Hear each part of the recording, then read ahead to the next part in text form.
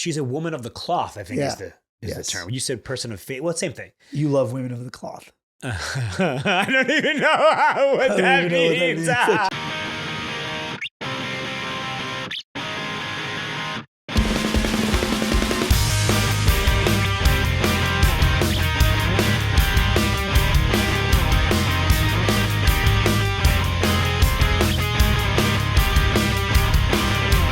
Man of the year. Man of the year. Man of the year. Welcome to the #1 friendship podcast in the country. I'm Aaron Karo. I'm Matt Ritter. Make sure to go to manoftheyearpodcast.com to get our merch and go to youtube.com/manoftheyearpodcast to watch our episodes.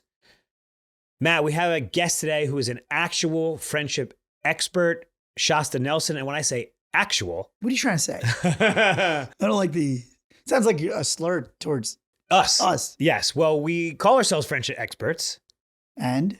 She's the OG. What'd you call her? I called her the godmother of friendship. Yeah. Yeah, she's been thinking about friendship since before we were friends. Since the aughts.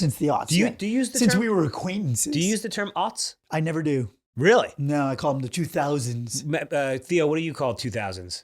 He wasn't even born yet. You were 4, yeah. You fuck.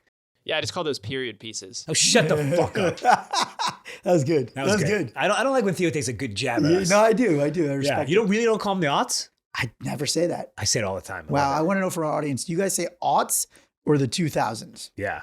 And you know what kids like Theo call the 90s? The late 1900s. No. Yeah. Facts. Oh my God. Facts. No cap. Or cap? I don't know. No cap? Would be no cap on that. No cap. I mean, it's true. Oh my God. Correct, yeah. Oh God, no cap? Anyway, Shasta Nelson, she's an author. She's a speaker. She's written books about friendship. She's really like the vanguard. She was at the vanguard. Yes. We are standing on her shoulders. Yeah. We're Aristotle and she's Plato. Or Shasta Nelson walked so we could run? Yes. Yeah, she's also running. She ran so we could take the baton from her in the relay and get to the finish line where all the money is. Yeah. You really made yourself laugh on that real janky analogy. But great interview. She's got incredible insights, great story. So let's hear from Shasta Nelson. Shasta, thank you so much for joining us. Thank you. I'm excited. I love your name, by the way. I'm sure you get that a lot, but it's a cool name. We don't have a lot. I was supposed to be Amy Michelle, and my mom's pregnant friend had her baby 2 months before her and panicked and didn't have a name and took my name. So my mom had to come up with a new name that no one would take from me. So hence Shasta. She took Amy and you got Shasta. Like, geez. You got the better end of that. By the way, that was a great episode of Seinfeld, where George Costanza wants to name his kid Seven. They stole. Shasta, thanks so much for coming on. I feel like you are our idol. Matt and I were just talking about this because you're a friendship expert, but you've also made it your career. Yes, for a long time. I feel like I've been out there for a long time. I'm like, yay, what you guys are doing makes me so happy. Do you feel like the world is finally catching up to you? Because friendship is massive in the past, literally 10 months. I know. All my friends are finally being like, this is what you've been talking about forever. And I'm like, I know. Yeah. And it's so gratifying. I mean, I hate that it happened through a pandemic and through all these work from homes and just all these losses. And this did not create the problem. It just helped highlight it. And I think it's so crucial that we're now talking about it. So love it. I think it's funny too, because there's only so many things you can control in this world. And it's like, if you believe in something and you choose it and you work hard and you're talented, I think the world does have to come to you sometimes. And that's just what happened here. Same with us. It was like, oh, we didn't do this because we thought it was a huge topic. We did it because we're like, oh, this is the one thing we know. Yes. Right. Yes. So I'm curious, how did you come upon friendship as, what you're going to kind of hang your hat on? Yeah. So my background is I'm a trained pastor. So I have my master's of divinity. So I pastored in my 20s, and it was in that space. But in my framework back then, that was where I saw community happen. That was where I saw support happen. That's where I saw relationships, belonging.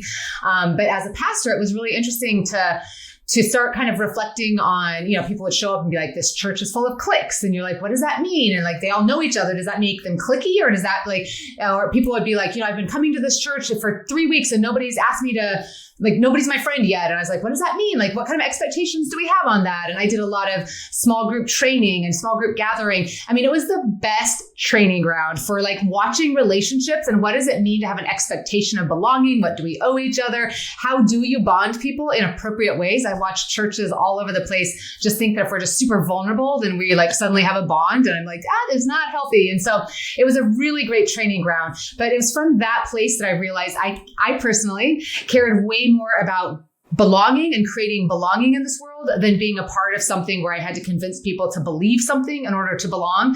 So for me, stepping out of that world and being able to be like, I want to create belonging now where we may not agree on our beliefs, but can we still be community? We have this lonely world. And, back then, like back in 2008, that sounds like so long ago now, people were so obsessed with parent-child relationships and romantic relationships. And that is just all people talked about. That is just all the books, all the things. And I kept being like, but the research actually bears out that it's our friendships and all the other relationships that make the biggest difference. So it wasn't, I'm a big fan of all healthy relationships, but for me, it really mattered of just being like, why is nobody talking about how to do this, especially as an adult? But so that's just really where my passion and just kind of you hear yourself saying, why is no one doing this? And you can only hear yourself say that for so many times before you're like, okay, well, let's start trying stuff. So yeah. Hot take. I don't even think people conceptualize friendship as a relationship. Right. That's how crazy it is. I feel like people are just suddenly realizing, oh, this is a relationship too. And all the rules of relationship building apply to this thing called friendship, especially for men. Especially for men. Sure, I don't think they had any inkling that friendship was a form of relationship that requires communication and effort and thoughtfulness and all these other things.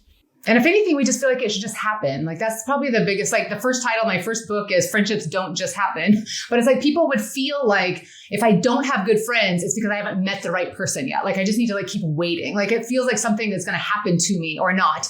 And I'm like, no, it's a relationship you develop. Like you might look back and feel like, oh, the 9 of us friends, like we became really good friends and it just happened, but it didn't just happen. It like we could look back and reverse engineer your friendship with you 9 guys and actually point out the 3 things that did happen.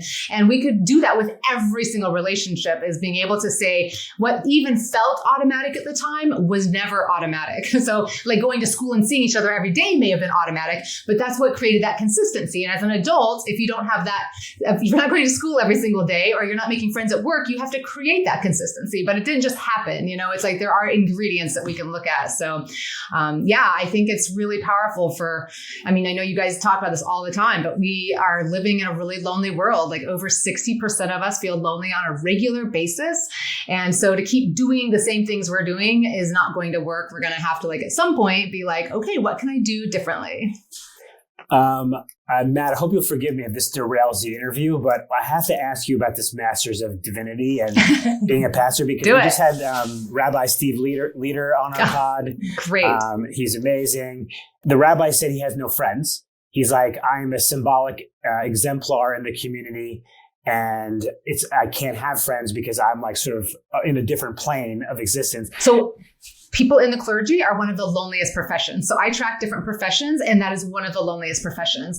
I do not think that's serving us. I have a lot to say about that, and probably not necessarily your audience, but I would say we have to do that differently. We have to start breaking down that pedestal and showing up and saying pastors, just as much as everyone else, maybe more, need intimate, meaningful relationships. So how do we do that? Is it a little messier?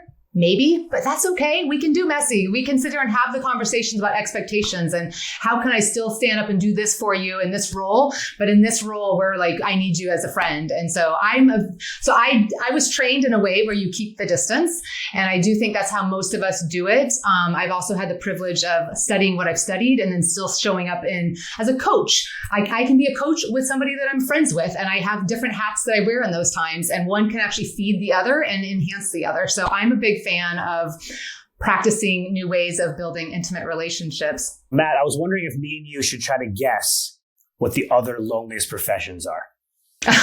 In order, so if religious figures are one, I would say Lawyers are pretty lonely. Yeah. I was going to say doctors. Because I'm a former lawyer. I know that. Oh, yeah. That's a very lonely profession. Maybe therapists. Yes. I'm going outside the box on that. Wow, Matt, you're crushing it. Yes, you are crushing it. Very good. Very good. Yeah. And then here's a surprising one.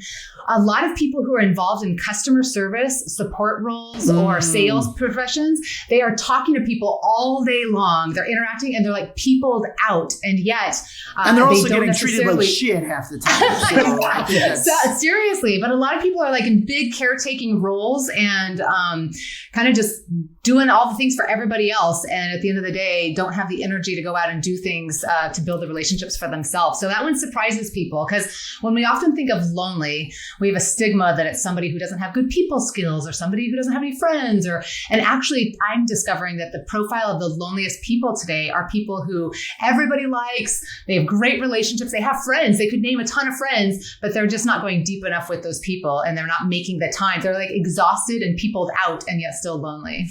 I wanted to go back to what you said about, when you were a minister and people expecting to make friends automatically in this community just by being in a place.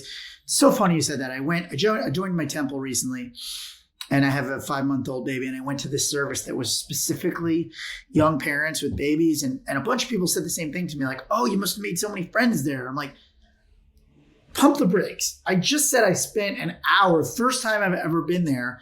That's a crazy expectation. I'm a super social guy. I host a friendship podcast, but what you're saying is insane. Like, that just now makes me feel like I've somehow failed on a mission, but I don't think that we should be framing it that way, right? And again, we always talk about like, you shouldn't go out with the idea that you're trying to make a friend in an exchange, in a moment, at a place. It's a slow build. I mean, what are your thoughts on like, how do you even make a friend?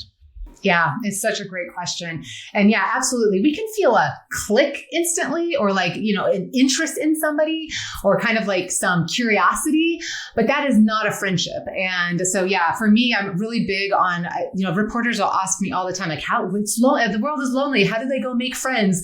And I'm just like, people don't have a hard time meeting people. Like we know where to go to meet people. The hard thing is figuring out how to meet those people in a way that develops a friendship. Like that's the hard part. So what I've done with my work is I've taken all the social science that's out there and looked at like what makes for a healthy team, what makes you feel closer. Why do you call Aaron your best friend and not some other guy you met? Why do we, what bonds us to each other? What makes us trust each other? So when you look at all those different studies, they're of course all using different words and studying different things. And several years ago, I sat down and just piled them all down. And I was like, what are we talking about here? And there's 3 things that every single one has in common, and we can use different words for them. But every single other thing that I've ever come across in relationship is either an example of one of these 3 things, an outcome of these 3 things, or a synonym for one of these 3 things. But those 3 things that we can judge the health of a relationship by, that's present in every healthy relationship, is positive emotions, consistent time, and vulnerable sharing. And so positivity, consistency, and vulnerability. And so when we look at those 3 things, we know that if you want to make a friend, you have to put those 3 things into place.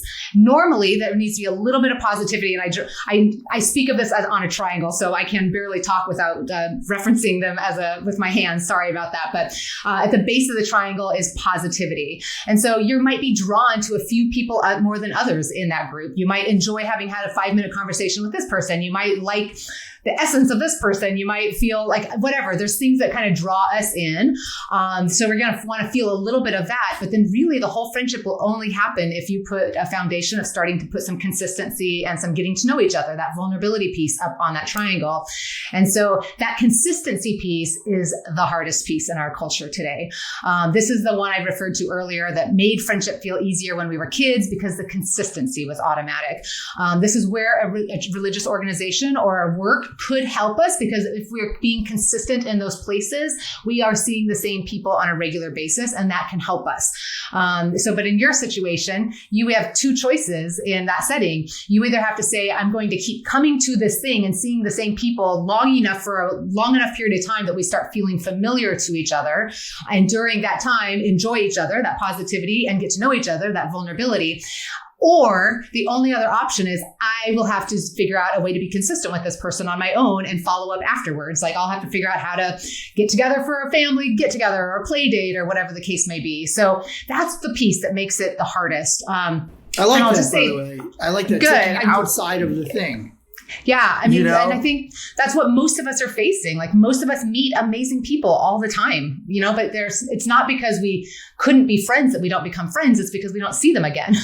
It's that we don't see them. And this is where like dating, I mean, you're getting me all excited here. I mean, like dating, we give the gift of momentum. Like we understand that if you had a great date romantically, you would say, that was a great date. You wouldn't be like, we should do that again in 6 months, or like we should get together again sometime. Like you would find the next available time to get together. Like you understand in dating, we need to take time to get to know each other. We need to see each other a lot. We need to like do that. But in our friendships, we often meet somebody that we kind of think is cool. And then we're like, see you around, or we should get together sometime. And then like, we should do lunch again next month. And it's like, we just spread these things out and we never give momentum. We never give time.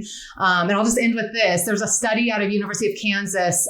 Dr. Jeffrey Hall, he did a study that showed that it takes zero. Have you guys covered this? So like 40 to 60 hours to become friends with somebody, and 200 hours to become best friends with somebody. And I'm not really big on the exact hours, but the concept is really important. And I'll just say, I think the hardest part of a friendship is the first 12 hours. I think it's like once you guys have your pattern down, you have your pattern and you can keep doing the thing. It's meeting somebody in the first hour and then figuring out how do I spend the second, third, fourth, fifth hour with this person. That's the hardest part of a friendship. That, in my opinion, is where most friendships don't happen, is simply because we don't get that consistency under our belt. We don't develop the pattern. So it's interesting you say that, because Aaron and I came up with a sort of catchphrase. We say, instead of we should, we are.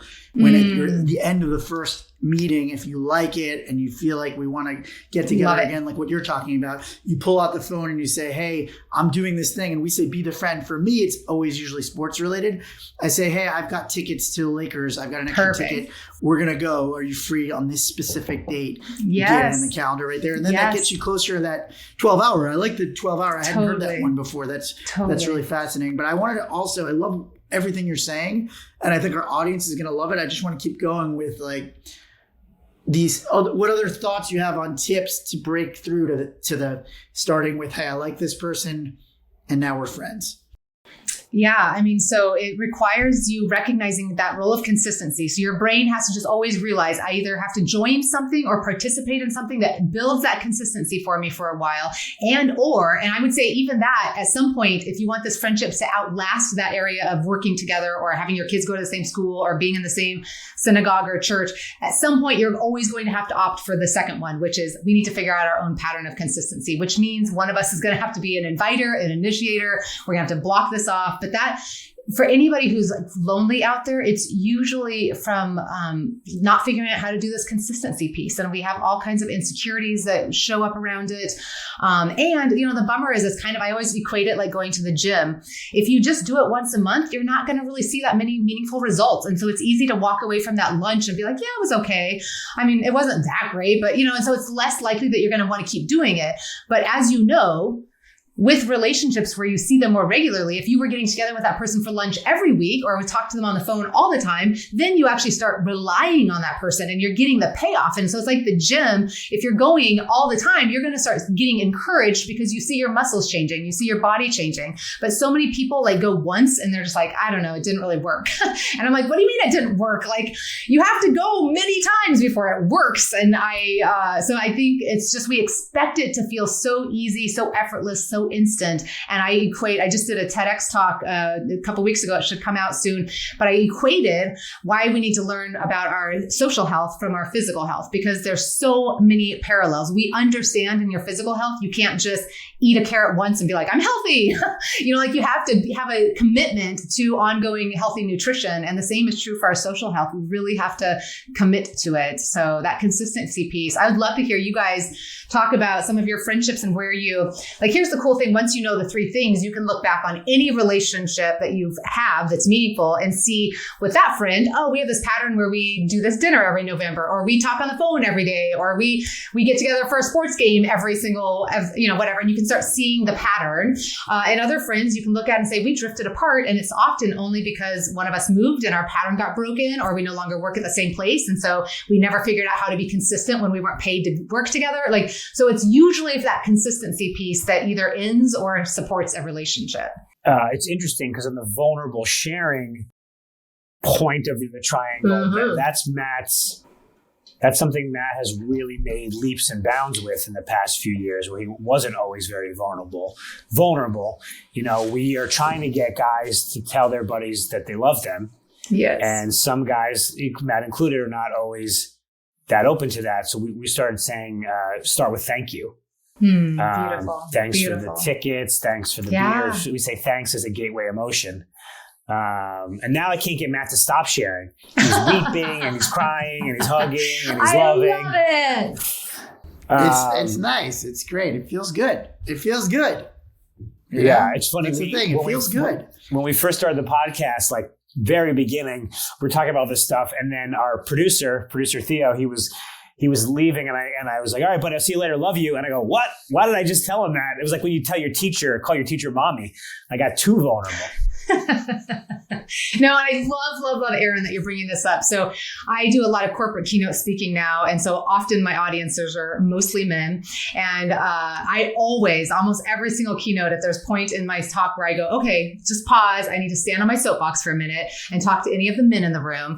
And this is what I say. I say, men, we owe you so many apologies for how we have not encouraged, modeled, inspired, told you it's normal to have healthy, meaningful, deep relationships. And it is costing you. You are dying younger than women. I think they are correlated. It's costing you in really big physical, emotional, and mental health ways. And this is one of the reasons why I think I'm a lot of part of a lot of women's conversations, and women are always complaining about how men remarry after death and divorce faster than women do, or they get back into another romantic relationship. And I think this is why we have told you it's only normal to be vulnerable with another woman, but in your romantic relationships. And we have not encouraged you and told you and modeled for you that you need to be vulnerable and have intimate relationships that are platonic with other men. And so many men have to get into another romantic relationship just in order to have that vulnerability and that intimacy. And so this is I love that you guys are talking about this. I love that you're modeling it. I love that you're practicing it, because, we can go back. Have you guys had Nairobi Wade on your show yet? No, we should. She does the boys. List of all the other experts. Yes. Yeah. So she does research around boys and their friendship. And seeing how it's the same as girls up to a certain age. And then when it's not cool to be like a girl, suddenly the guys start joking around instead of saying, I love him, he's my buddy. But you guys are saying that at the same rate we are as little kids. It's only when we say it every hits. Podcast. That's how we end our pod. We say I love you. So buddy. it's not a male female thing. It's how we've socialized you, and it's killing you. It's costing you, and it's time to do it differently. So yeah, what you're talking about, that vulnerability piece, Aaron. When we look at the triangle, that is for sure the area that men otherwise you have positivity and consistency, which is let's get together and have a good time and do it regularly. That's a social group, but without that third piece of vulnerability, it's not going to be a meaningful, supportive relationship that I feel like this person knows me and is there for me. It's funny. You're talking about social health. We call it social fitness on our pod. Awesome. And I have always believed that, men are very achievement oriented, and this sort of gender norm was, hey, we would be happy, content, because we were told all you need to do is get married, get a good job, get a house, and you have achieved this thing that people told you would equate to happiness and contentment. And I think men are now realizing that definition of contentment never included healthy friendships. And women always knew, I think, on some level innately, or maybe they were taught it, but men were definitely not taught it. And now we're kind of waking up to this idea. We always say it's never too late. I think I wanted to sort of address that a little bit. What are your thoughts on kind of to older people that, maybe they don't have as many sort of activities. Yeah. Like my dad, his friends passed away and it was hard for him because he wasn't that mobile. What do you say to people that are maybe not as mobile, but still, like in that older demo that still want to make friends? Absolutely. And here's the encouraging news. And I bet this study has changed in the last couple of years, but it used to be that we replaced half our close friends every 7 years. So you think about who you're confiding in and interacting with the most, like who you would have as your bridesmaids and groomsmen up there, like who are the people that are in my life? And chances are high, if you look back 7 years ago, 2 or 3 of those people have changed and moved. And so what encouraging thing, I think that's actually being accelerated now. But what's encouraging about that statistics is it reminds us that all through our life, we have to be getting good at making new friends. And so it isn't a matter, it's not a helpful story to say that you make all your childhood friends and then that serves you the rest of your life. So your dad is not alone in this. Like the fact is, every time we go through life stage, we change jobs, we move, we have babies, the kids move out, we're empty nest, now we retire, we move close to the kids, the grandkids, and like all throughout our entire lives, everybody, every 5 to 7 years is having to look around and take an inventory of their relationships and say, okay, I need to focus on my friendship. So it's like, take all the shame away from anybody who's feeling like, man, I should have had this figured out, or I should have done this when I was younger. It is never too late. It's always in our best interest at any age to say, I'm going to invest in this. And we've got to figure out how to do those 3 things. And so if mobility affects our sense of how we used to do consistency, we have to have a conversation and say, where can I be consistent now, given my limitations or my life circumstances? And what does that look like? And what can I do? But we've got to figure out how to put those 3 things in place, no matter who we are. And so having those conversations about, do I invite people over here? Can I get to a certain place where I'm joining something regularly and I'm showing up for something? Or like, where are the places where I have still access and mobility to? But we have to start, kind of reverse engineer this and say, okay, I know I have to be consistent with some people over time to build this friendship. Who do I want that to be?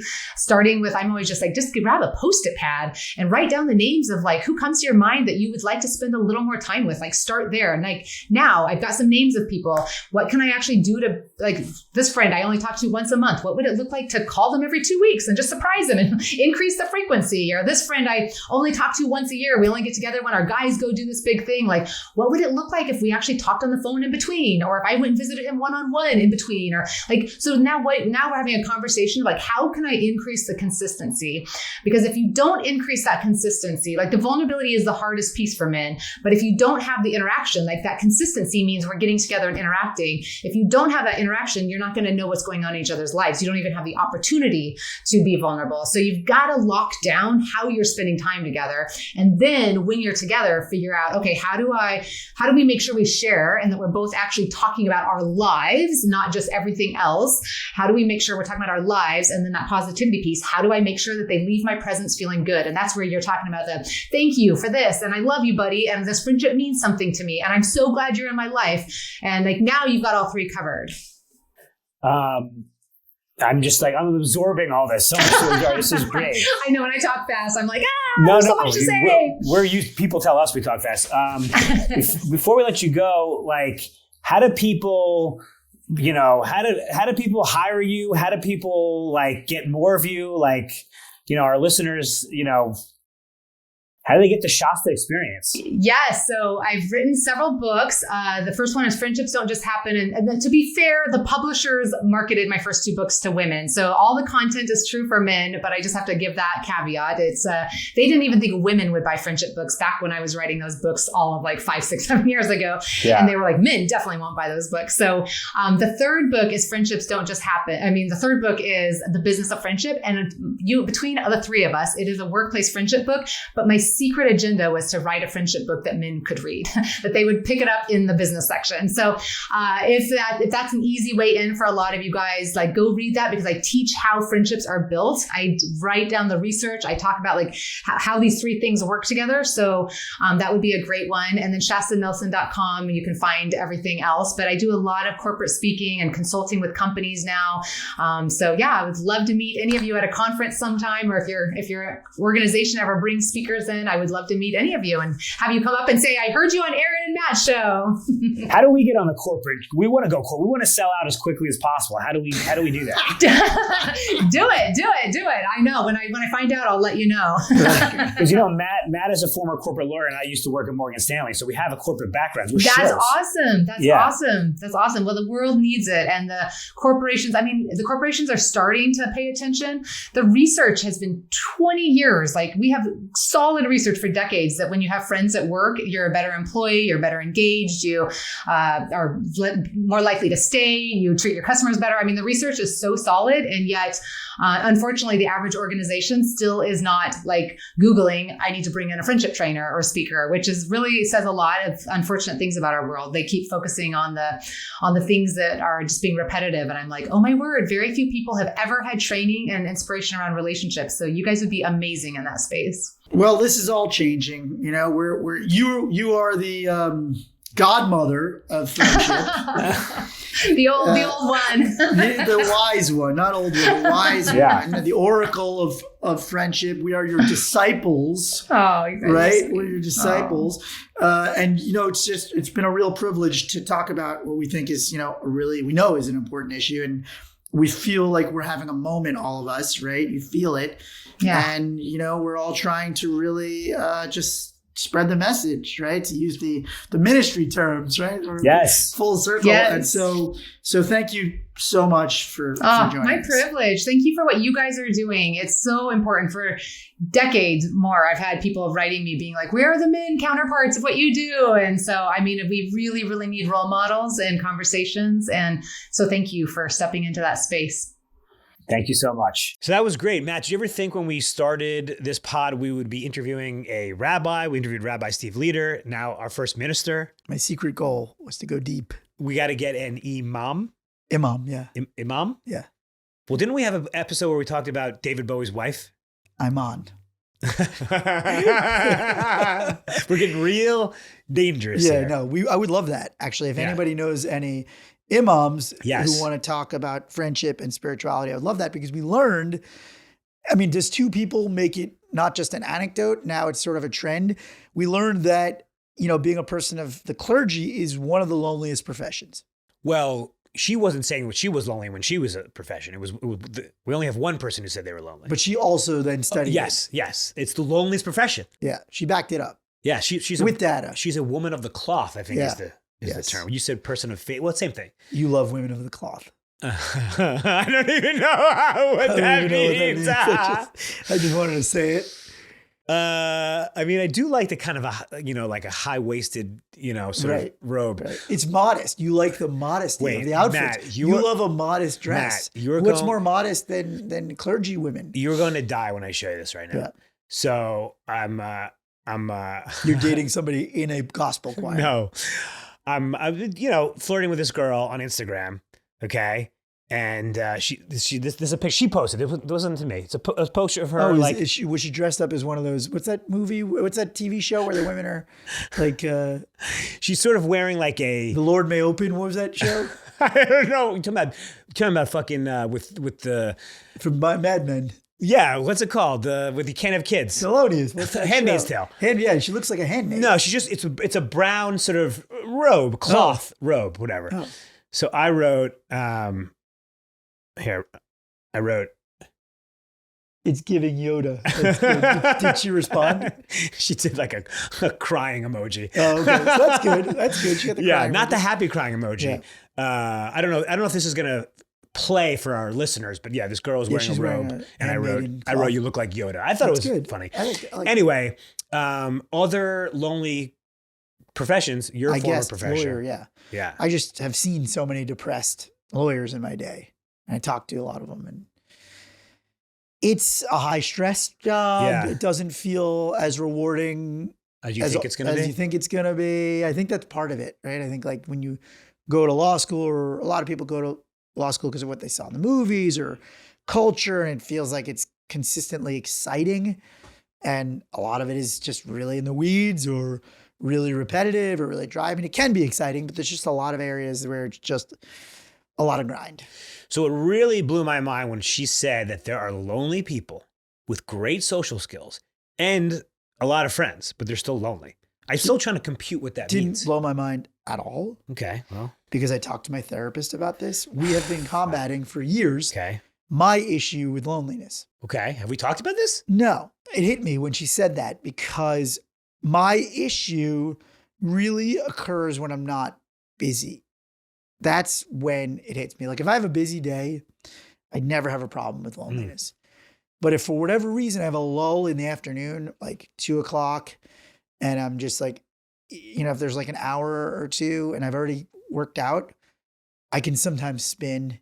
I can sometimes like spiral into this like zone of like, oh God, I have no friends. I'm so lonely. Like, what the hell have I done with my life? And I think that happens to a lot of people. Where's your child during this time?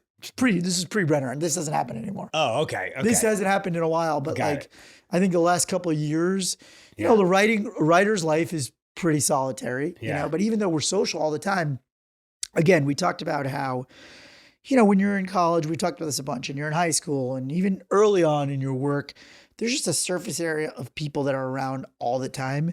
And then you have to adjust in adulthood to being with yourself a lot more. There's just a lot more solitude. And I think there are ways to cope with that, or there are things you can do to fill that time, but you can't always fill all your time. And that's what my therapist and I have talked about. Like, you can't just always fill your time. Even though I love being busy and I'm one of those people, like I thrive on being busier, you have to also be able to not go into like a feeling of sadness or loneliness when you're alone. You have to work on feeling okay with that. And that's something that I've worked on for years. In typical fashion, you're not going to be surprised that I feel like I'm perfect at that. Yeah. I actually looked at my calendar. I haven't gone out the past 7 Saturdays in a row. Okay. And by not go out, I mean I don't think I even left the house. Yeah. I think I've never been happier. Interesting. Got some sleep. Yeah. Maybe ate some bad food. Didn't wake up hungover. Yeah. Yeah, I went out during the week and maybe on Fridays. But I was like, wow, this has been a stretch of very little socializing. And you're okay with it. But you also are sort of in a lot of isolated routines anyway. Yeah. And that you're okay with. No, I'm saying, but like you already have, like you're okay with your writing routine being like solitary. Like I struggle with that. I love a lull. Like that's why I go to coffee shop. So yeah.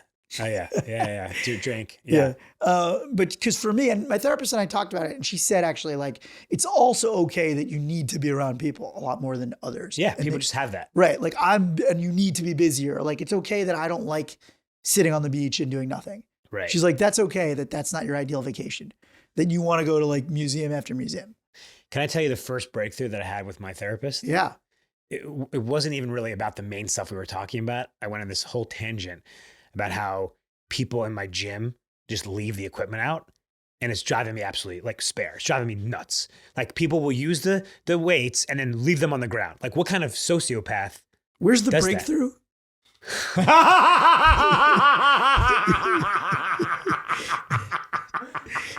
What are you talking about? What that's not a breakthrough. What do you mean? I haven't got there yet. Okay. I was like, wait, you got her to agree with you that people at the gym are annoying? What? Oh, fuck. That was good. Go on. She just goes, some people are fucking assholes. Yeah. She goes, it's not personal. You're taking it very personal. Yeah. These are people I don't even know. I've never seen them before. I'm like spinning out. Like, how dare they? Like, they're not doing it against you. They're doing it because they're miserable people or whatever. And that was the first time I was like, oh, okay, I could use that. Okay. So now when in the gym, I'm like, it's not not personal. It's not personal. That's good. Now let's try to apply that to things that are more meaningful in your life than somebody leaving a barbell on the floor. Well, I think it is. But I love it. I love it. I don't want to make too much light of it. No, totally fine. But it does. Where's the breakthrough? Where's the breakthrough? It does call back, and we'll talk about it in another podcast, I have problems with control. Yes. That is a big breakthrough. Yeah. Big breakthrough. Yeah. So when anything is out of control, I'm like, I'm putting up signs. Right. So that's like how I have a problem with this solitude. Like that's one of your things. Is it a limiting belief? No, I think it's something you need to work on. It's not a limiting belief. Right. It's just something that you need to figure out how to deal with in life. Well, limiting belief could be like, I feel like I always need to be in control and I don't. Yes, that's true. Yeah. But I don't think it's, I don't know. I don't know if it's a limiting belief. I broke Matt's brain. Yeah. I don't know if it's a limiting belief, but I do like that you're having breakthroughs about things like that. Issues that you actually have, not like issues with a guy. I thought you were saying, she gets me. She totally agrees. The guy at the gym.